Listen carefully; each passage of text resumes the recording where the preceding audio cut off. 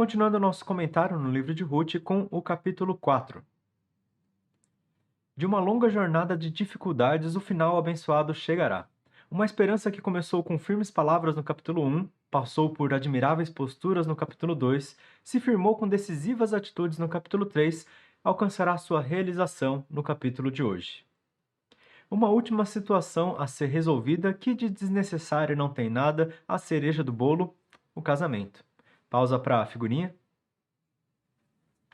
Dividiremos o capítulo 4 em duas partes, o resgate e o casamento.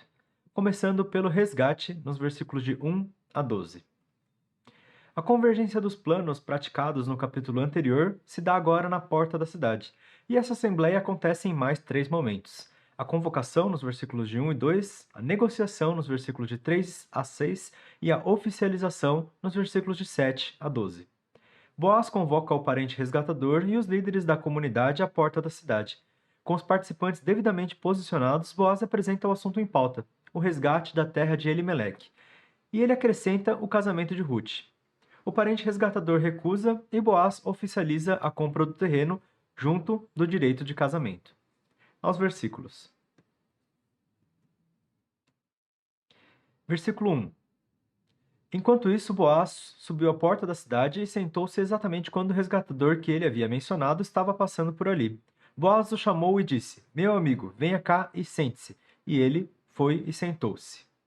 A porta da cidade era o local onde as questões importantes eram resolvidas pelos líderes da comunidade, como a gente pode ver em Gênesis 23, 18, 34, 20, Deuteronômio 21, 19, 2 Crônicas 3, 6, Jó 29, 7 e entre outros textos. A porta da cidade era o local onde as decisões eram feitas. E olha só esse recurso narrativo que a gente pode ver aqui, mais uma vez sendo usado, temporal. Exatamente quando? Mais uma coincidência que é intencional, que aponta para a ação do Senhor nessa história.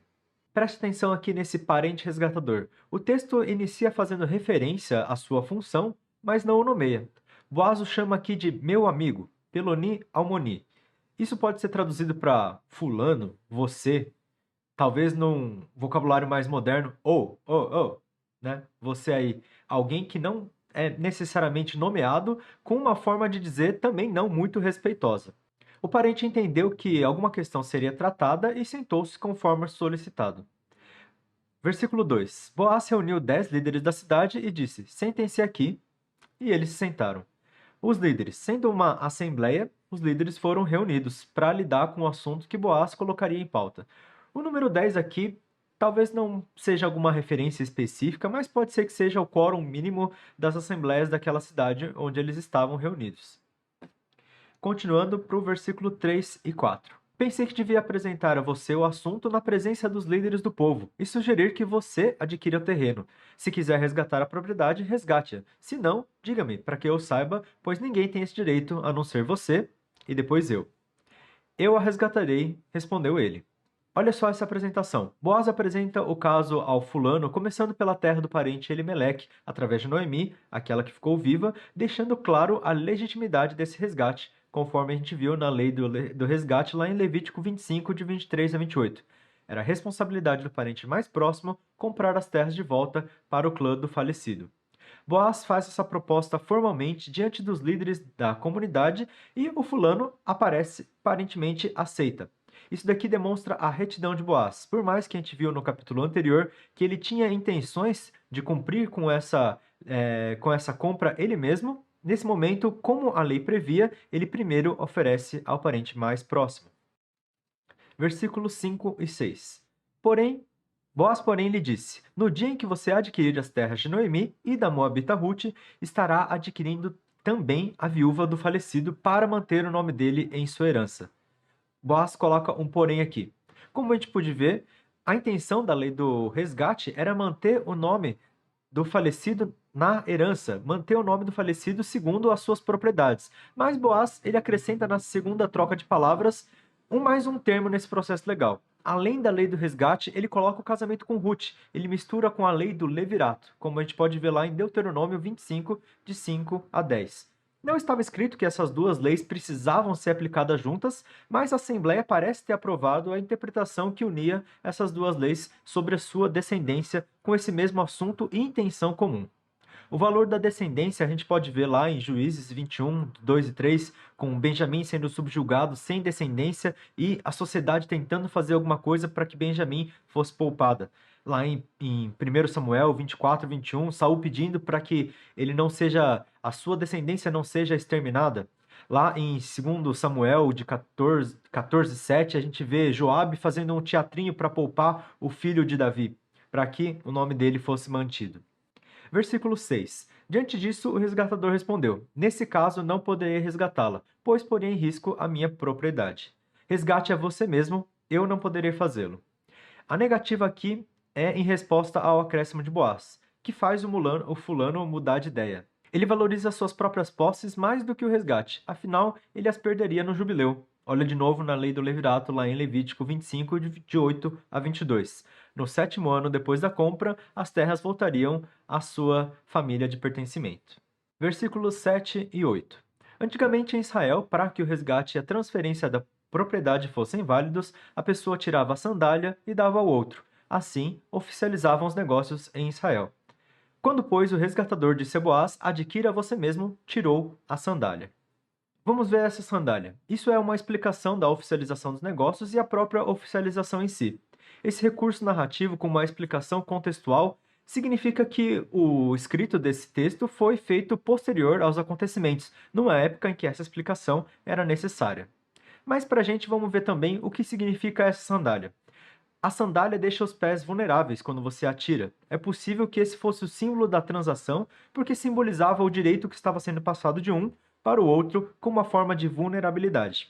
A gente pode ver o descalçado também nos lembra da lei do levirato, lá em Deuteronômio 25:10, onde eles comparam o descalçado que descumpre a lei do levirato. Ele é retirado a sua sandália e a mulher ela pode cuspir na cara dele e chamar ele de descalçado. Sua descendência também seria conhecida dessa forma, como a família do descalçado.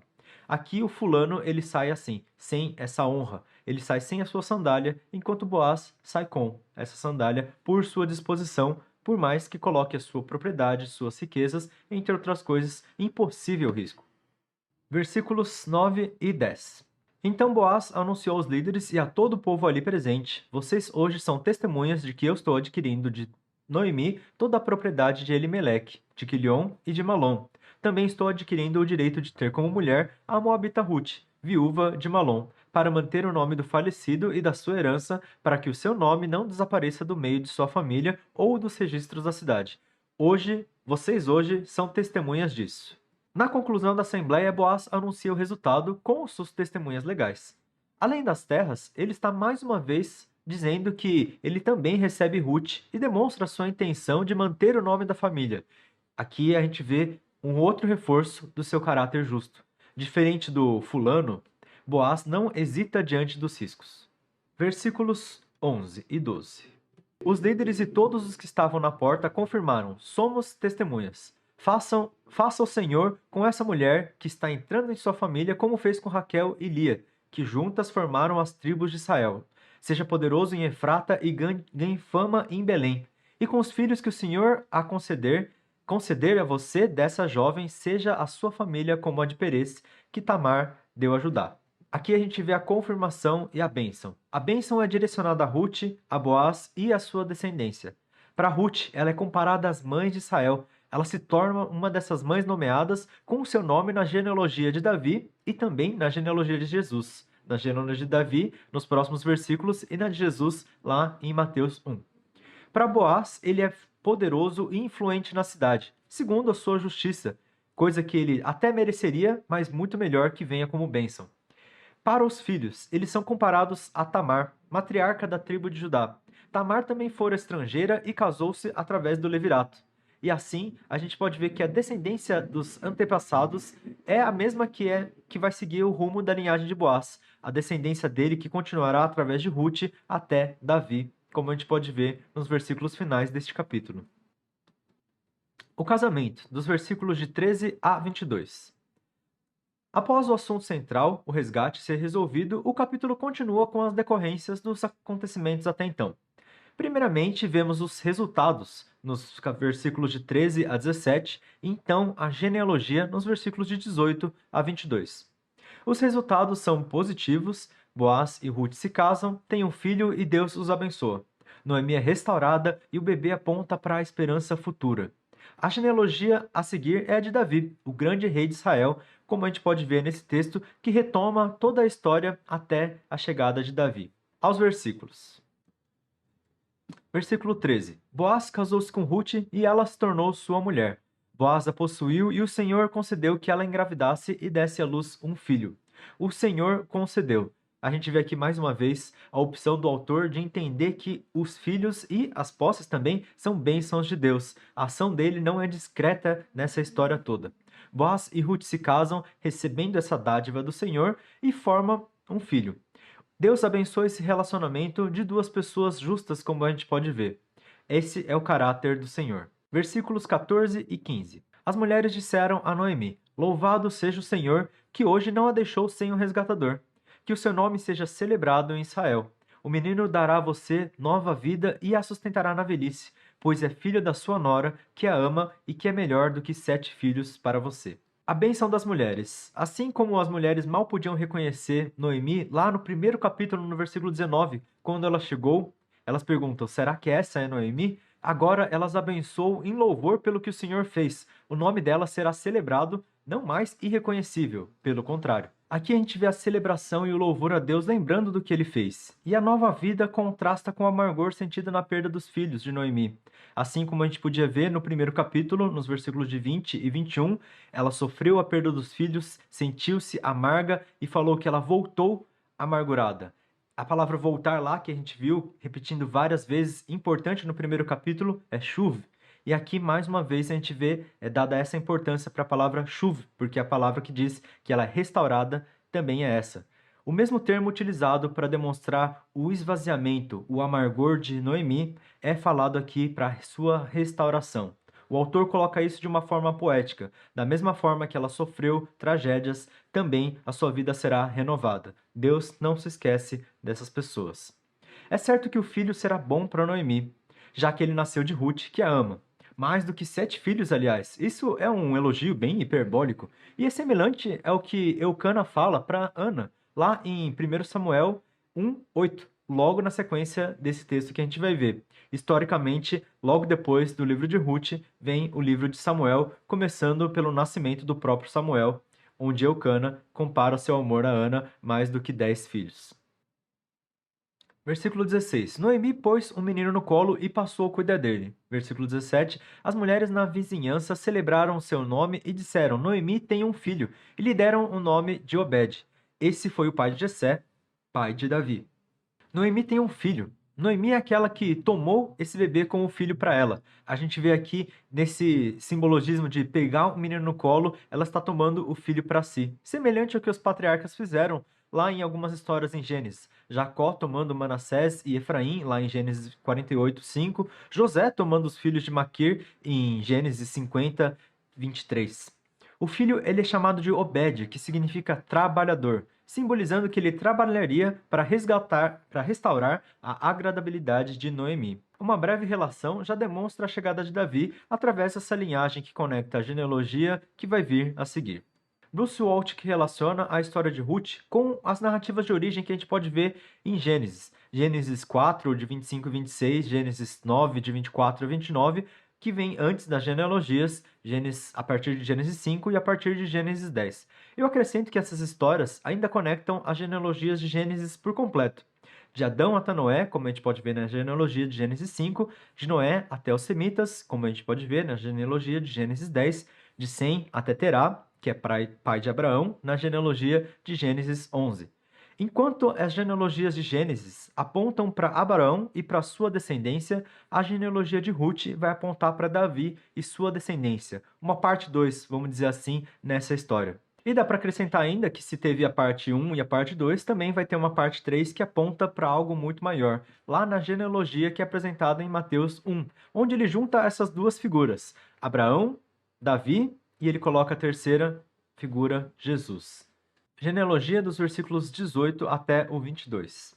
Essa é a história dos antepassados de Davi, desde Perez. Perez gerou Esrom, Esrom gerou Rão, Rão gerou Aminadab, Aminadab gerou Naasson, Naasson gerou Salmão, Salmão gerou Boaz, Boaz gerou Obed, Obed gerou Jessé, e Jessé gerou Davi. O versículo 18 abre a genealogia de Davi, começando por Perez, muito provavelmente por causa da sua relação com a história de Tamar, mãe de Perez, que teve os seus filhos com Judá através da lei do Levirato.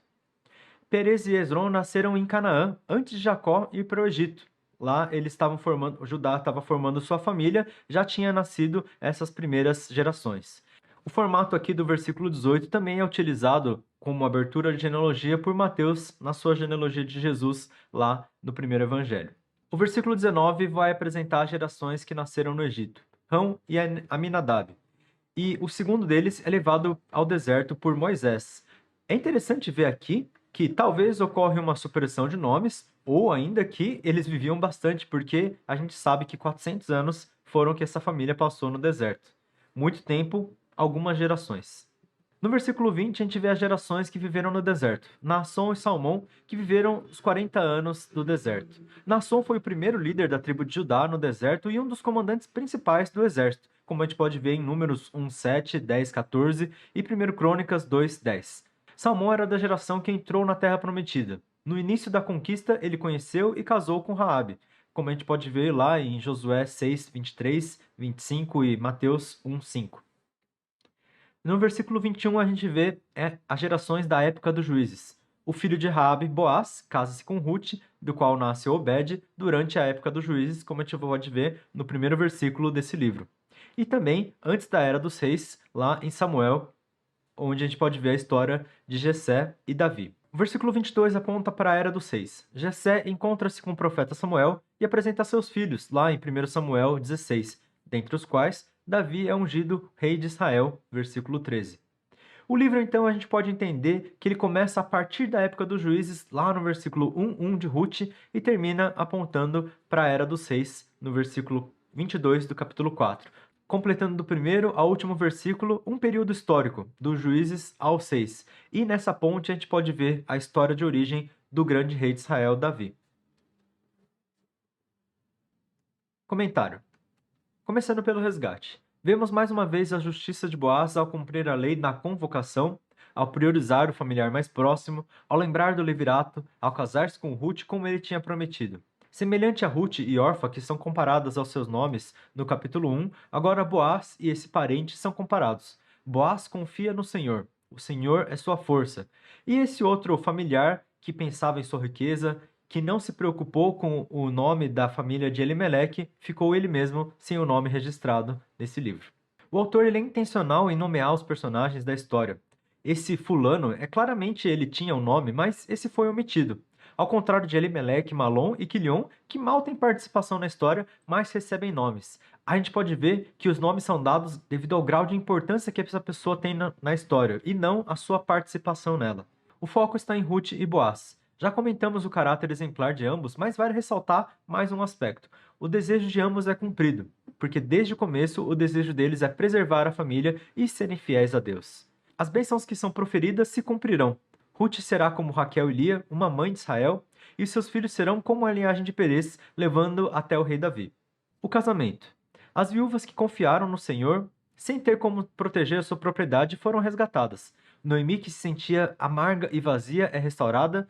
Ruth, que era estrangeira, se torna legalmente parte do povo e consegue a segurança que desejava para sua família. Obed é o trabalhador que restaura Noemi desde o seu nascimento. Semelhante a Jó, Noemi é consolada pela morte dos seus filhos, recebendo a graça de Deus. Exatamente como em Provérbios 31:31, Ruth recebe a recompensa merecida e suas obras são elogiadas à porta da cidade. Feliz foi Boaz por tê-la encontrado. A genealogia de Davi é posicionada intencionalmente como o epílogo da história. Enquanto o cenário partiu de caos na época dos juízes, ele vai terminar com esperança de prosperidade na época dos reis, ordem e adoração correta ao Senhor. Para meditar. Talvez a gente tenha vontade de criticar esse fulano. Enquanto a gente lê esse livro, a gente vê que ele prioriza suas riquezas mais do que ajudar um familiar, que ele deixa de cumprir a lei de Deus. Mas, ao pensar em nossos dias, temos dificuldade de abrir mão também das nossas coisas. Vamos focar nos exemplos positivos em vez das críticas. O trabalhador, ele é digno do seu salário, claro. Mas ao ler essa história, eu espero que a gente possa desenvolver um coração mais generoso e abençoador. Como Boaz que não poupa seus recursos, Ruth que sacrifica diariamente, Noemi que louva a Deus, como o povo que dá bênçãos constantes nesse livro.